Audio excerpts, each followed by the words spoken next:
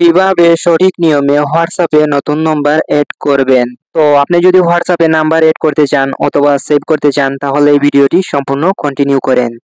তো আপনারা হোয়াটসঅ্যাপে নতুন নম্বর এড করার জন্য আপনারা এখান থেকে দেখতে পারবেন প্লাস আইকন বলে একটি অপশন। তো আপনারা এখান থেকে প্লাস আইকনে ক্লিক দিবেন।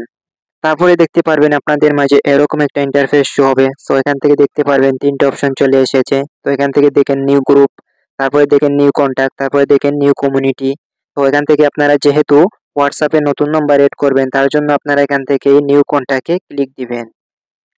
তো আপনারা এখান থেকে এই নিউ কন্টাক্টে ক্লিক দিবেন। তো আপনারা নিউ কন্টাক্টে ক্লিক দেওয়ার পরে আপনাদের মাঝে এরকম একটা ইন্টারফেস শো হবে। সো এখান থেকে আপনারা first name and last name দিবেন। তারপর এখান থেকে আপনারা যার নম্বরটি হোয়াটসঅ্যাপে এড করতে চান তার নম্বরটি আপনারা এখানে এই ফোনে বসিয়ে দিবেন।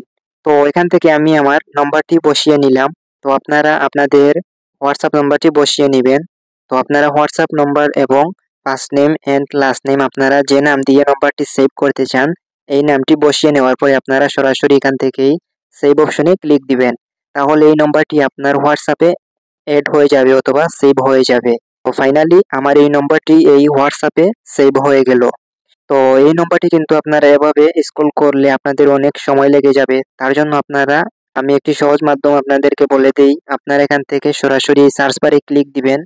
তো আপনারা সার্চ বারে ক্লিক দেওয়ার পরে আপনারা যে নাম দিয়ে হোয়াটসঅ্যাপে নম্বরটি এড করেছেন এই নাম দিয়ে আপনারা এখানে সার্চ করবেন।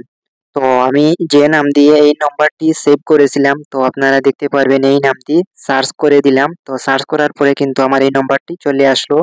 তো নম্বরটিতে আসার পরে আপনারা এখন থেকে আপনাদের মনের ইচ্ছা মতো আপনারা এখন থেকে এভাবে আপনারা চ্যাট করতে পারবেন।